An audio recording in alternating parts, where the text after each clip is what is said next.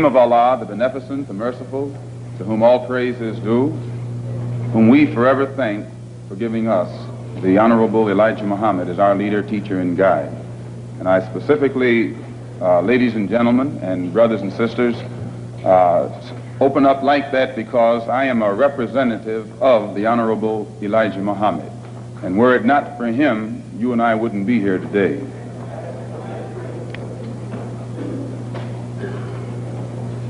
In order for you and me to devise some kind of method or strategy to offset some of the events or repetition of the events that have taken place here in Los Angeles recently, we have to go to the root. We have to go to the cause. Dealing with the condition itself is not enough. We have to get to the cause of it all, or the root of it all. And it is because of our effort toward getting straight to the root that people oftentimes think we are dealing in hate. But first, I would like to congratulate and give praise to the Negro, so-called Negro leaders and so-called Negro organizations. And excuse me if I say so-called, it's hard for me to just outright say Negro when I know what that word Negro really means.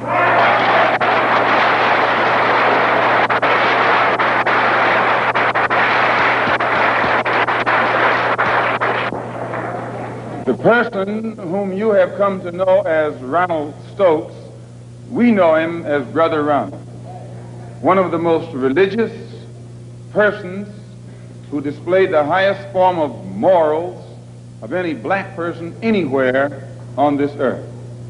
And as one of the previous speakers pointed out who knew him, everyone who knew him had to give him credit for being a good man, a clean man, an intelligent man, and an innocent man when he was murdered. The Negro, so-called Negro organizations and leaders should be given great credit for their failure or refusal to let the white man divide them and use them one against the other during this crisis.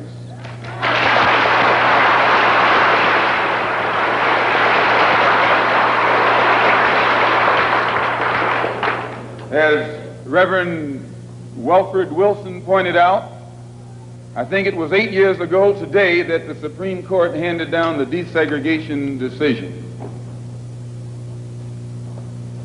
And despite the fact that 8 years have gone past, that decision hasn't been implemented yet.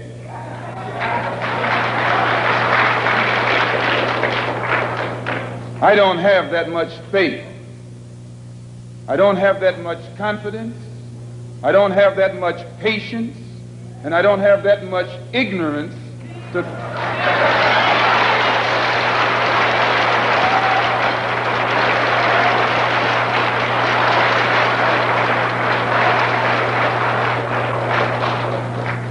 If the Supreme Court, which is the highest law-making body in the country, can pass a decision that can't get even 8% compliance with in 8 years because it's for black people, then my patience has run out.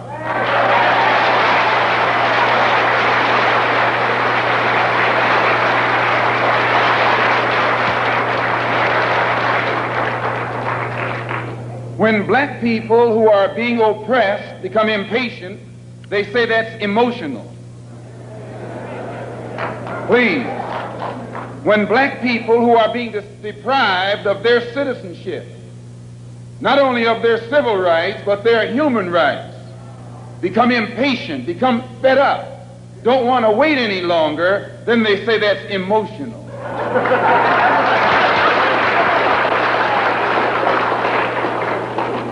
The Negro, so-called Negro leaders and organizations should be praised. They should be congratulated. They should be complimented, because out of all of them combined, the white man has not yet found one who will play the role of Uncle Tom.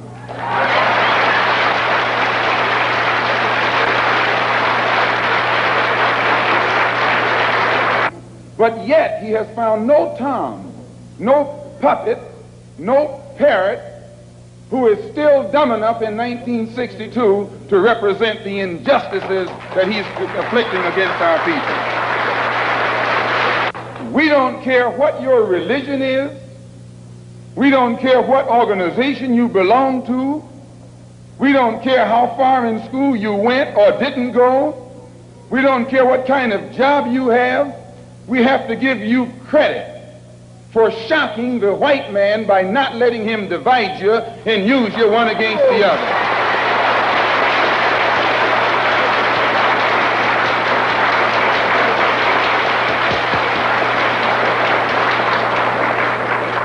In the past, the greatest weapon the white man has had has been his ability to divide and conquer.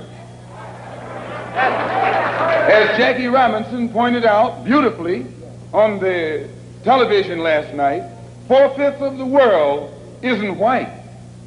Isn't that what Jackie said?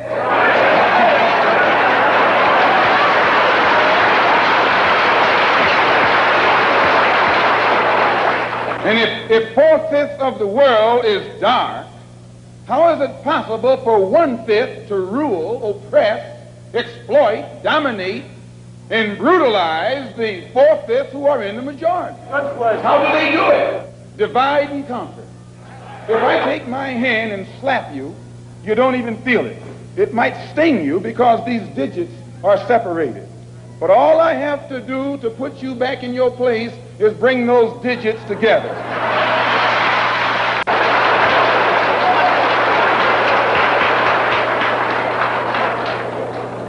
This is what the white man has done to you and me. He has divided us and used us one against the other.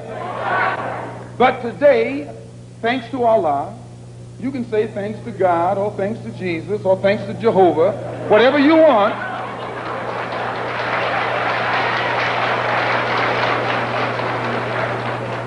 But as a follower of the Honorable Elijah Muhammad, we have been taught to say thanks to Allah. And that's what Jesus said. Jesus called on Allah. He said, Allah, Allah, lama asabachthani. I believe what's good for Jesus is good for you. If Allah was good enough for Jesus to call upon, I think he should be good enough for you to call upon. Since the so-called Negro community has shocked the white man by resisting all efforts to divide us, I think that you and I should continue to shock him by staying and working together in unity. Despite religious, political, economic, or educational or social differences, let us remember that we are not brutalized because we're Baptists. We're not brutalized because we're Methodists. We're not brutalized because we're Muslims. We're not brutalized because we're Catholics. We're brutalized because we are black people in America. Here your mother is being raped and you're not supposed to be emotional. Your women, please, your women can't walk the street without some cracker putting his hands on her, then you're not supposed to be emotional.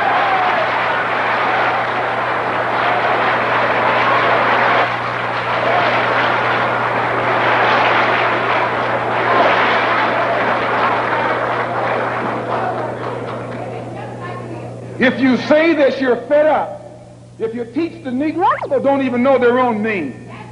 Why? Because he took it away from them. Please. 20 million black people don't even know their own language. Why? Because he took it away from them. 20 million black people who don't even know the history of their ancestors. Why? Because he took it away from them. And if you try and tell them how thoroughly and completely they've been robbed, he says you're teaching hate.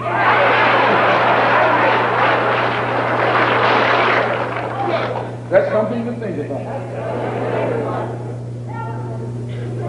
Today you are coming out of college. You're coming out of the leading universities. You're trying to go in a good direction, but you don't know which direction to go in. And if somebody tries to take you right to the root of your problem, they say that that man's a hate teacher. If I ask why should the senators in Washington, and then again if we tell you that Negroes are being hung on the tree or being shot down illegally, unjustly, and those Negroes should do something to protect themselves, you say you're advocating violence. The white man is tricking you. He's trapping you. He doesn't call it violence when he lands troops in South Vietnam. Please. He doesn't call it violence when he lands troops in Berlin. When the Japanese attacked Pearl Harbor, he didn't say get nonviolent. He said, praise the Lord, but pass the ammunition.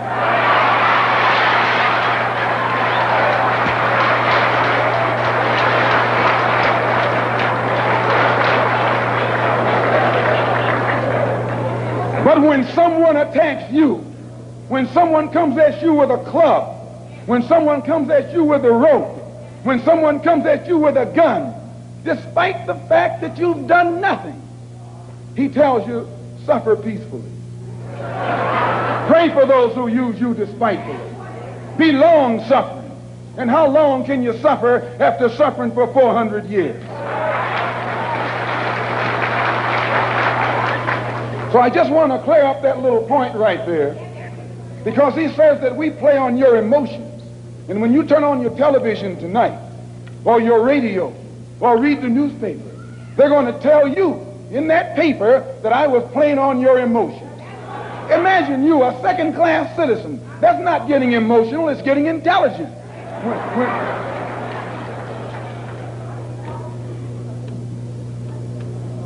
And as far as your mayor is concerned, I see you should say their mayor, a man named Yorty, who has been slandering the Muslims, a professional liar,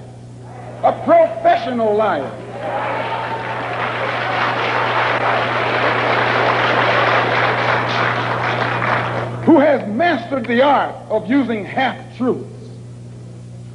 Put it in the paper that they broke into our religious place of worship and got records that they can use to prove that most of us have criminal records. You can't be a Negro in America and not have a criminal record.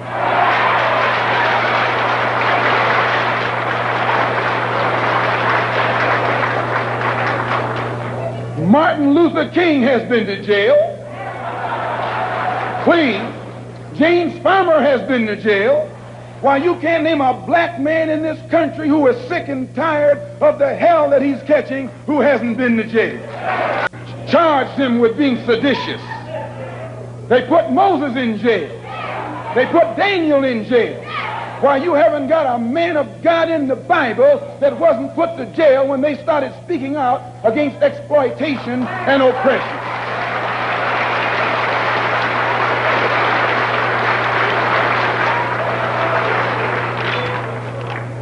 They charged Jesus with sedition. Didn't they do that? They said he was against Caesar. They said he was discriminating because he told his disciples, go not the way of the Gentiles, but rather go to the lost sheep. He discriminated. Don't go near the Gentiles, go to the lost sheep. Go to the oppressed. Go to the downtrodden. Go to the exploited. Go to the people who don't know who they are, who are lost from the knowledge of themselves, and who are strangers in a land that is not theirs. Go to those people. Go to the slaves.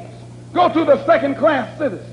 Go to the ones who are suffering the brunt of Caesar's brutality. And if Jesus were here in America today, he wouldn't be going to the white man. The white man is the oppressor. He would be going to the oppressed. He would be going to the humble. He would be going to the lowly. He would be going to the rejected and the despised. He would be going to the so-called American Negro.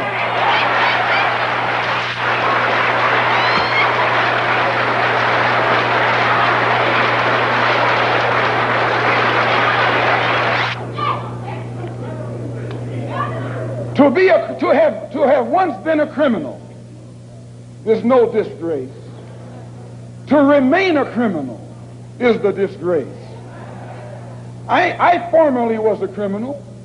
I formerly was in prison. I'm not ashamed of that. You never can use that over my head. And that he's using the wrong stick. I don't feel that stick.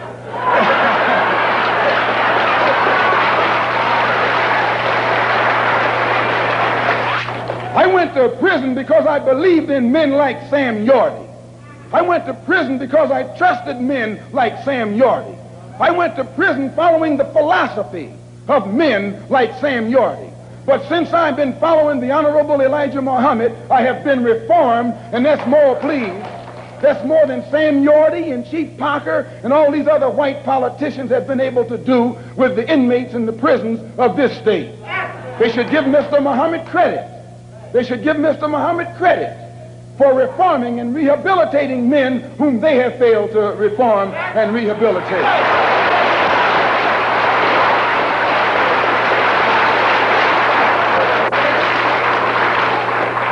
Mayor Yorty referred to some press report that Mr. Muhammad had once been found guilty of contributing to the delinquency of a minor. He failed to explain purposely that in 1934, the Honorable Elijah Muhammad refused to send his children to the white schools in Detroit, Michigan that were teaching you about little black Sambo.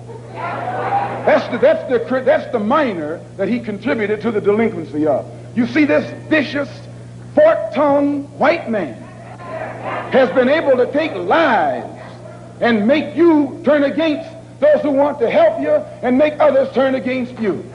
This is the contributing to the delinquency of a minor that this mayor, or man who calls himself mayor, is talking about. In the same article, he said that the Muslims are the same people who rioted in the United Nations.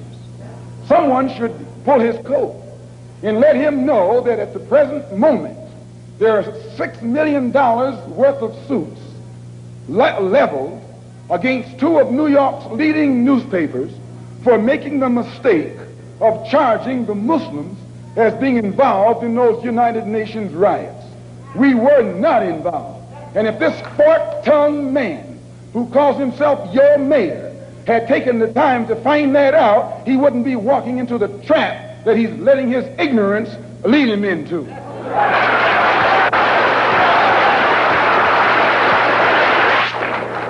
And if you will take the time to read the Washington Post that came out the Sunday after that incident took place, the Washington Post pointed out on the front page that the Muslims had nothing to do with the UN riots. And they quoted, in saying so, the person who was at that time the commissioner of police in New York City.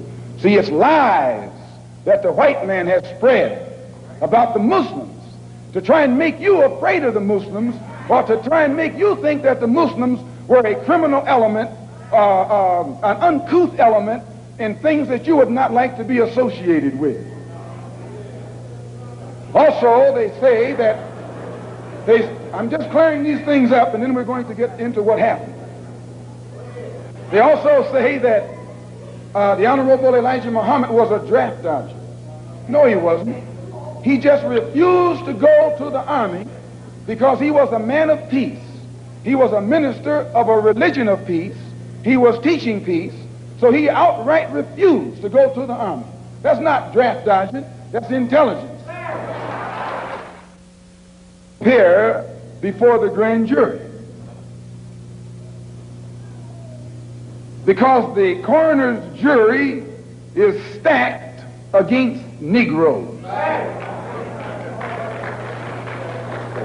The grand jury is stacked against Negroes.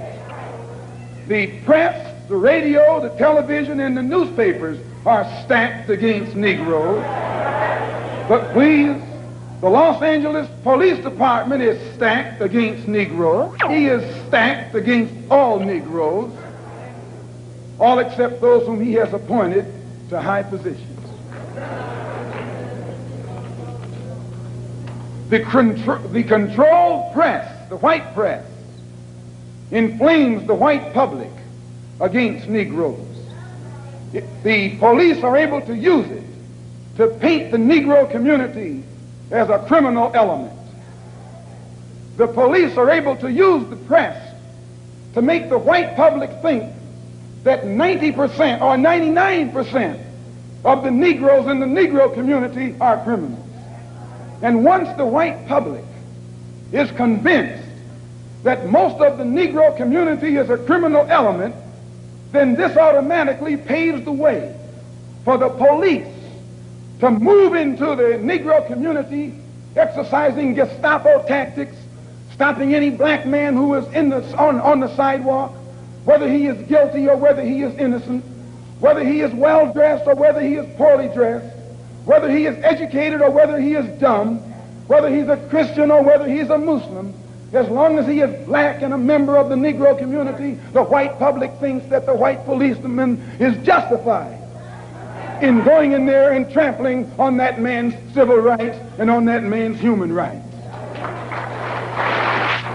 Once the police have convinced the white public that the so-called Negro community is a criminal element, they can go in and question, brutalize, murder unarmed, innocent Negroes, and the white public is gullible enough to back them up. This makes the Negro community a police state. This makes the Negro neighborhood a police state.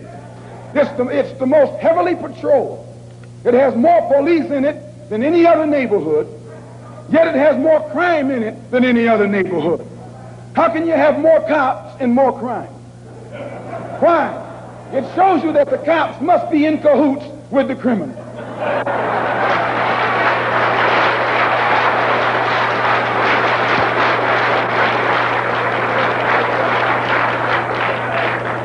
The texture of the hair that God pleased, that God gave them, so much that they'll put lye on it. Do you realize now, you know, brother, lye will eat a hole in steel, and you know your head is not that hard.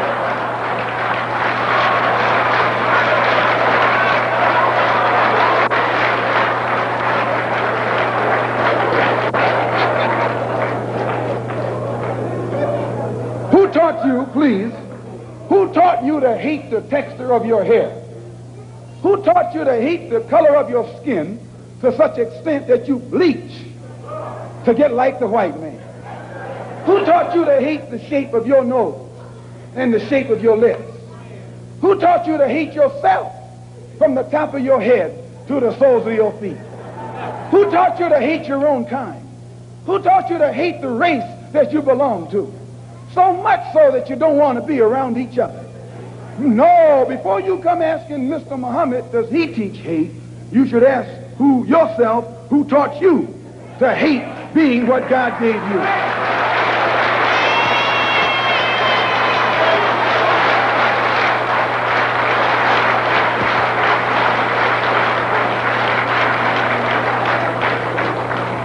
We teach you to love the hair that God gave you. Here you way out in the middle of the ocean, can't swim, and you worried about someone that's in the bathtub and can't swim.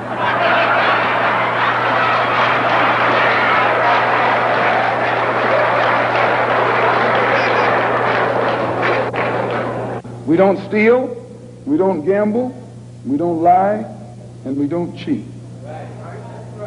And that also deprives the government of revenue, because you can't get into a whiskey bottle without getting past the government seal. You can't open a deck of cards without getting past the government seal. Here's a white man makes the whiskey and then puts you in jail for getting drunk.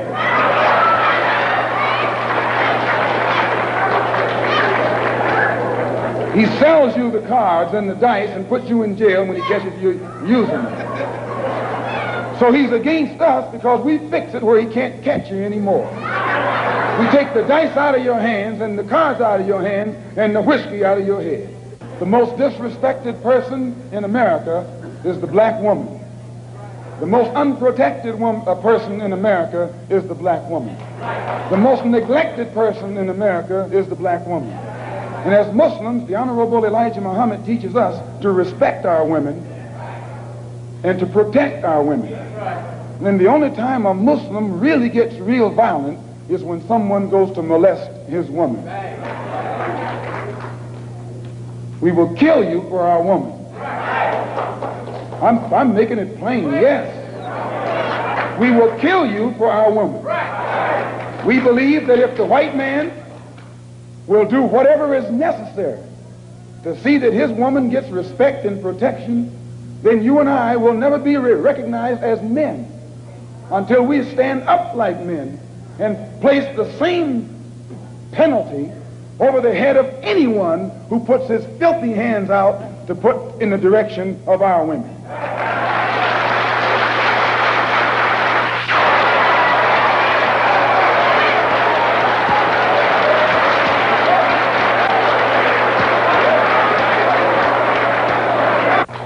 We respect them, but we want them to respect us. We think that the law should respect the Negro community.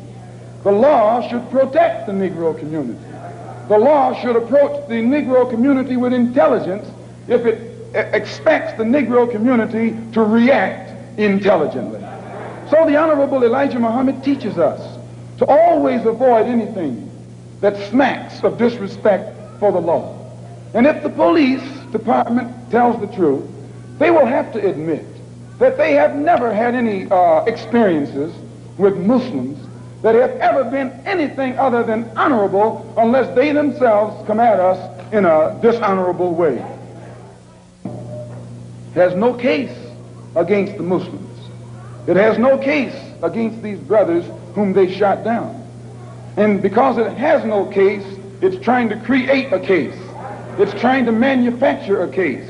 And therefore they set up a grand jury hearing of the case so that they could hear it behind closed doors, and after hearing what we have to say, then build their particular strategy or defense against the actions that they committed on that April the 27th. So at the advice of our attorneys, we purposely, the victims, those who have been indicted, or rather those who have been arrested and are out on bond, have purposely refrained and refused from making any statement whatsoever until after the case appears in court. And when you hear their story, it will be in a public trial. We have already had experience with these private hearings behind closed doors. Anything that the white man has to do to the Muslim, he has to do it in the open. He has to do it in public, or he has to put every single one of us behind bars for the rest of our lives.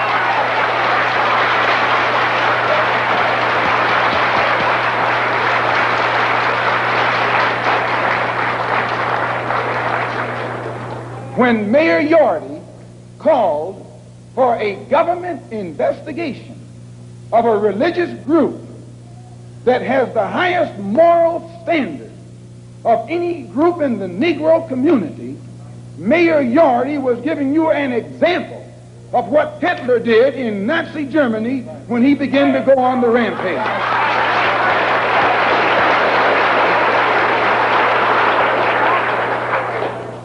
We have confidence that the white public and the black public, if they hear our case, if they hear and have access to the investigation, will never be fooled by this phony setup that's stacked from the top all the way down.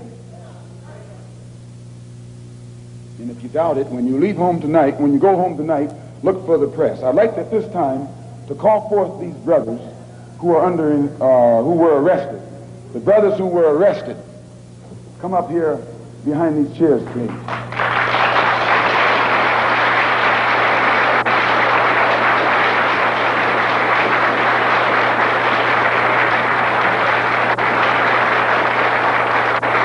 They were suspects.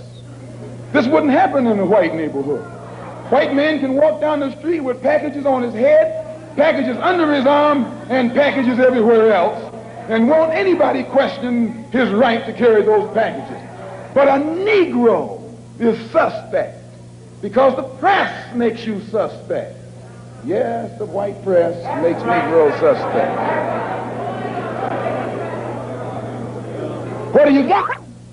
All the information you need, officer. And the officer made one stay at the rear of the car and the other go to the front of the car. And while he was taking the one to the front of the car, the polite attitude, the humble air, the submissive, intelligent, peaceful spirit that he unexpectedly found in this Negro infuriated him. And he began to, he told the brother, put down your hands. Brother was talking. He's not a criminal. A man has a right on the sidewalk to talk with his hands. Put down your hand. Don't talk with your hands. And when the brother continued to gesture with his hands, the officer grabbed his hand, twisted it around behind his back, flung him up against the car, and then that's when hell broke loose. That was when hell broke loose. A struggle ensued. Shots were fired by the police and by a Negro door shaker.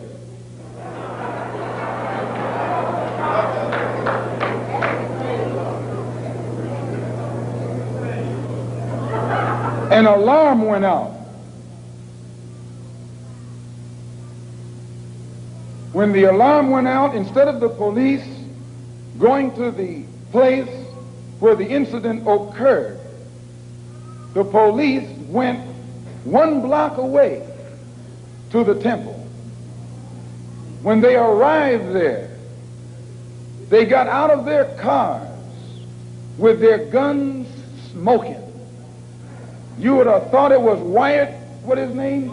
Wyatt Earp. I'm telling you, they came out of those cars, and we have enough witnesses to hang them with their guns smoking. Chief Parker knows this, Mayor Yardy knows this, and every police official in the city knows that. They didn't fire no warning shots in the air. They fired warning shots point blank at innocent, unarmed, defenseless Negroes. As I say, 2 of the brothers were shot in the back.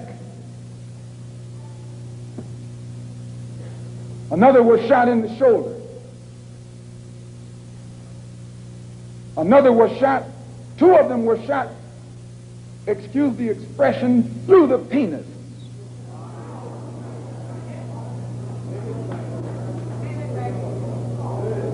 Another was shot in the hip, and the bullet came out the other side.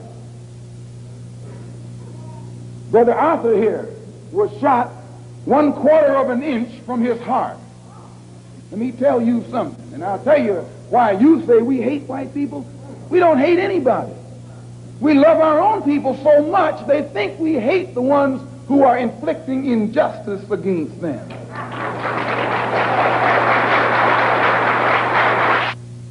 And who has been shot, the bullet having passed 1/4 of an inch through his heart. I'm not going to let him talk, which I think you can understand why. You should listen to the conversation of the police officers while it was going on. 2 of the brothers who had been shot were lying hand in hand. The officer said they were chanting a death chant. You read that? They were saying, Allahu Akbar. What does that mean? It means that God is the greatest. It means that God is the greatest.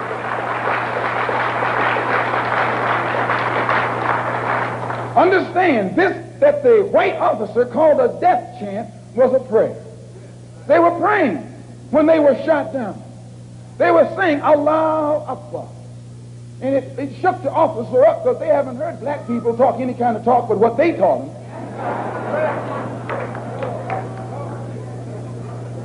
And 2 of the brothers who were shot in the back were telling me that as they lay on the sidewalk, they were holding hands.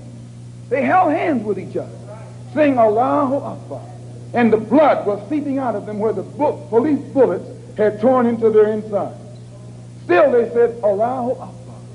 And the police came and kicked them in the head. Police kicked them in the head, telling them to shut up that noise, while they were laying on the sidewalk in front of our temple. Kicked them in the head. Shut up that noise. And one of them, when he was on his way to the police station in the ambulance, one of the ambulance attendants told the white cop, why don't you kill the nigger? He said, I'll tell him that he tried to get away. Why don't you kill the nigger while you got a chance? And I'll swear that he tried to get away. If he didn't say this, then I need to be put in jail, and I'll gladly go. One of them who was being taken to jail in a police car. As the ambulance sirens were coming to the place, one of the policemen said to the other, "What are the ambulances rushing for?" "Nothing but some niggers." So he looked in and saw the Muslim brother sitting beside him, and he said, and he shut up. But after he got to the jail, the same officer that said this turned to the brother and said, "I hope that you didn't get offended by what I said back there under the heat of emotion, because some of my best friends are colored." This is what he said. That's his password. Some of my best friends are colored.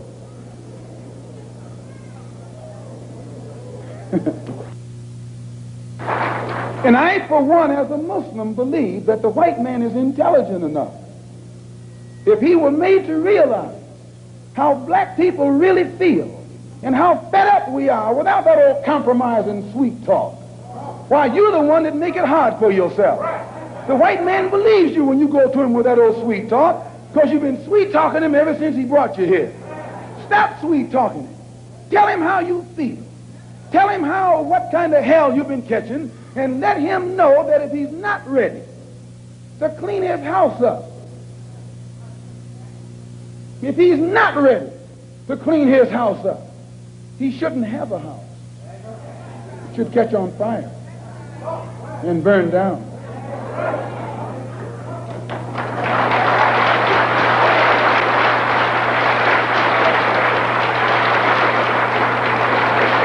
As Muslims, we identify ourselves with the dark world. So we're not any minority. We're part of the majority, and the white man is the minority.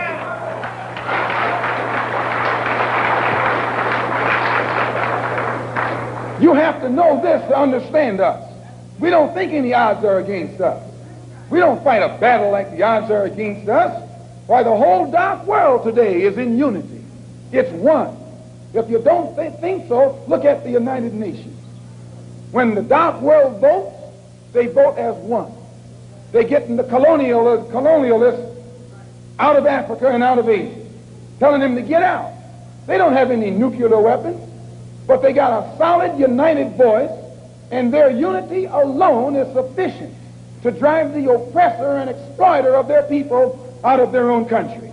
You and I need to learn a lesson from that right there. In the UN, the dark world consists of Buddhists, Hindus, Shintoists, Taoists, Christians, Muslims, everything. But they're together. They forget their religious and political differences. They think as one. They move as one against a common enemy. And out of Algeria, he's going. Don't think he's not going. He's going. They're getting him out of Angola, out of Tanganyika, out of Angola, out of Uganda, out of Kenya. He's going from South Africa too. He hasn't got long to be there. All over this earth, dark people who have been oppressed and exploited by those who are not their own kind, strangers, are coming together to get the oppressor off their back. You and I learn a lesson from that. We are oppressed. We are exploited. We are downtrodden. We are denied not only civil rights, but even human rights. So the only way we're going to get some of this oppression and exploitation away from us or aside from us is come together against the common enemy.